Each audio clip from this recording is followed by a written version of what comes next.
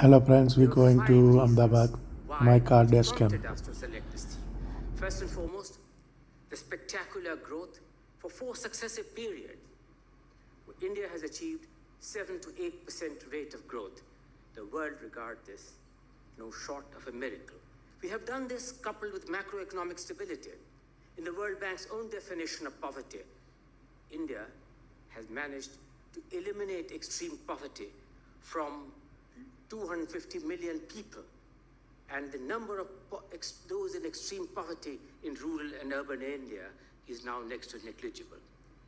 We have done so, coupled with wide-ranging structural reforms, inclusive growth, keeping employment in mind, keeping women in mind, keeping the youth in mind.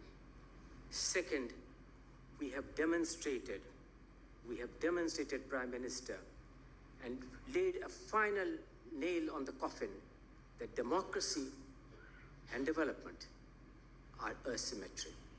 India is a classic shining example, and perhaps the only example, where very high rates of economic growth have been achieved in a democratic framework. This debate, therefore, stands settled. Third, in our adoption of the cutting edge of technology, in leveraging the frontiers of technology while ensuring gainful employment. The decisive presence of so many global capability centers, Prime Minister. In 1 year or two of over 1,600, with the sky is the limit, based on artificial intelligence, these global capability centers which are present here will make a fundamental change in our ability to leverage the cutting edge of technology and artificial intelligence coupled with inclusive growth. Fourth, the world is cognizant and recognizes that we are among the few countries which are fully on course and ahead of fulfilling the obligations which we took upon ourselves on global warming and climate change in an orderly transition to an era of climate responsibility.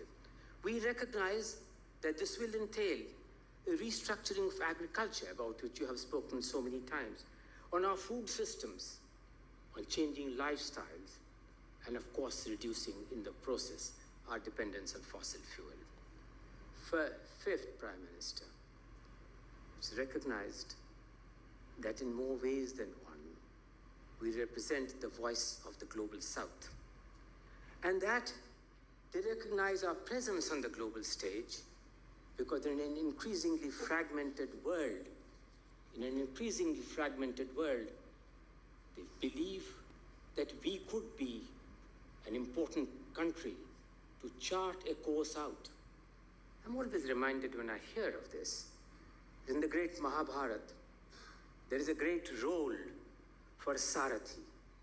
They recognize that perhaps it is India's turn to be a global Sarathi, a charioteer, to be able to maneuver these complexities and these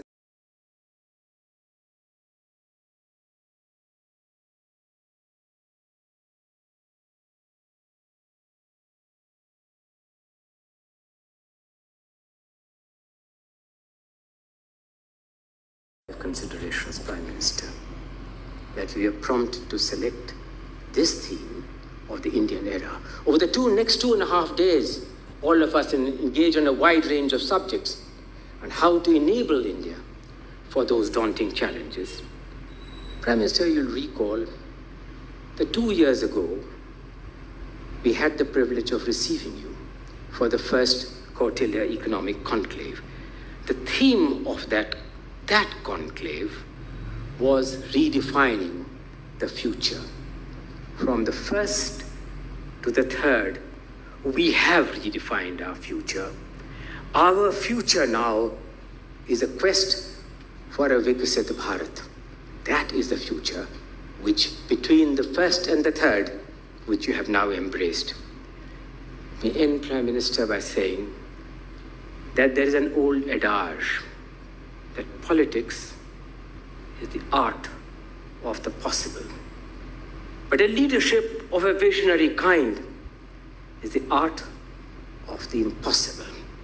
The world is looking for this enigmatic leadership of yours perform the impossible to steer India on the global stage further and to help India realize its quest for a Viksit Bharat. Thank you very much. I have the great privilege of inviting you, Prime Minister, to address. साथियों, इस बार का ये conclave ऐसे समय में हो रहा है जब दुनिया के दो बड़े रीजन में युद्ध की स्थिति है।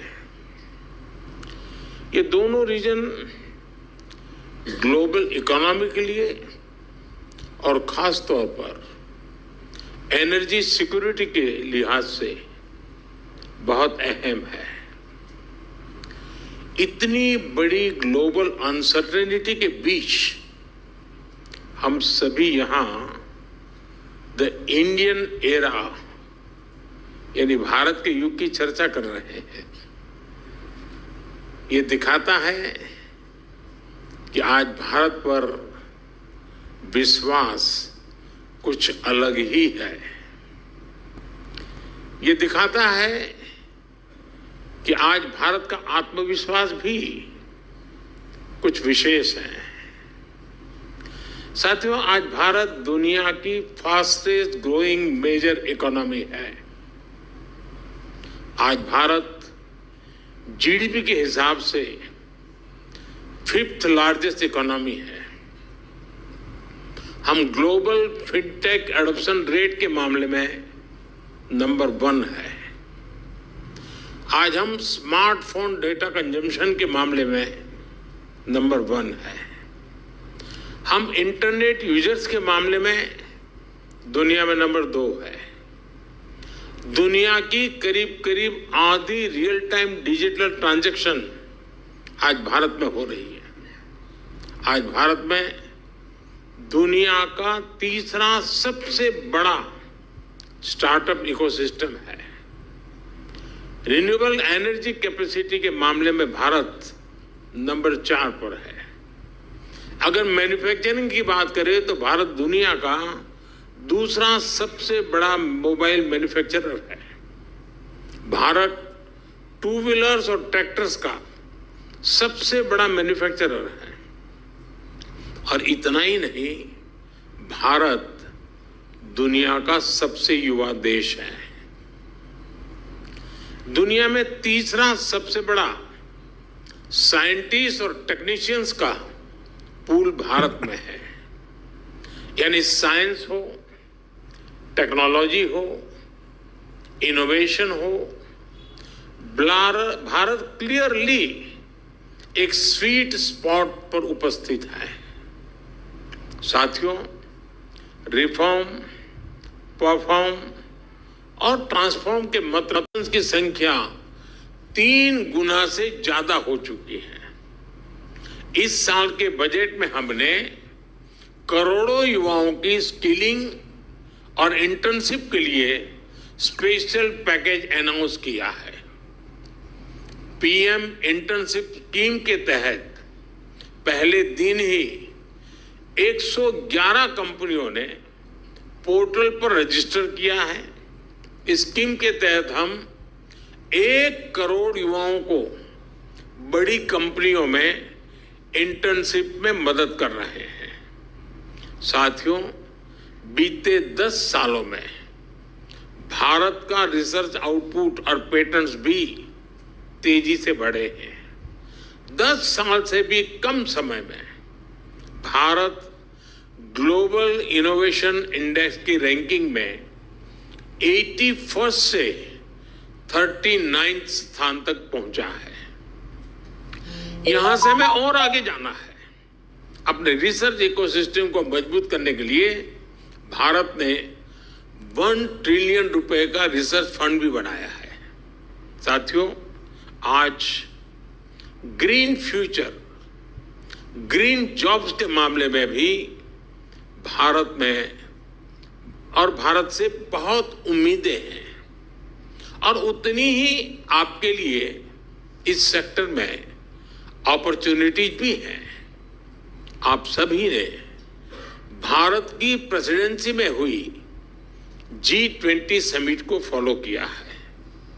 इस समिट की अनेक सक्सेस स्टोरी में से एक ग्रीन ट्रांजिशन को लेकर नया उत्साह भी रहा है। G20 समिट के दौरान ही भारत की पहल पर ग्लोबल बायोफ्यूल अलायंस लॉन्च किया गया। G20 के सदस्य देशों ने भारत के ग्रीन हाइड्रोजन एनर्जी डेवलपमेंट को मजबूती से समर्थन दिया। भारत में हमने इस दशक के अंत तक 5 मिलियन टन ग्रीन हाइड्रोजन के प्रोडक्शन का टारगेट रखा है। भारत में हम सोलर पावर प्रोडक्शन को भी माइक्रो लेवल पर ले जा रहे हैं। भारत सरकार ने पीएम सूर्यघर मुफ्त बिजली स्कीम शुरू की है। ये रूफटॉप सोलर स्कीम है, लेकिन इसका स्केल बहुत बड़ा है। रूफटॉप सोलर सेटअप के लिए हम हर फैमिली को फंड कर रहे हैं। सोलर इंफ्रा इंस्टॉल करने में भी सपोर्ट कर रहे हैं। अब तक 13 मिलियन यानी 1 करोड़ 30 लाख से ज्यादा फैमिलीज इसमें रजिस्टर हो चुकी है। यानी इतने लोग सोलर पावर प्रोड्यूसर बन चुके हैं। इससे हर फैमिली को ऑन एन एवरेज 25,000 रुपए की बचत होने वाली है। हर 3 किलोवाट सोलर बिजली पैदा करने पर 50 to 60 टन कार्बन डाइऑक्साइड का एमिशन भी रुकेगा। इस स्कीम से करीब 17 लाख जॉब्स पैदा होगी। स्किल युवाओं की भी एक बड़ी फौज तैयार होगी। यानी आपके लिए भी सेक्टर में भी आज इंडियन इकोनॉमी एक बहुत बड़े ट्रांसफॉर्मेशनल चेंज से गुजर रही है। मजबूत इकोनॉमिक फंडामेंटल्स के आधार पर Indian economy sustain high growth के रास्ते पर है। If you like video, please share, subscribe it. I was driving to Ahmedabad.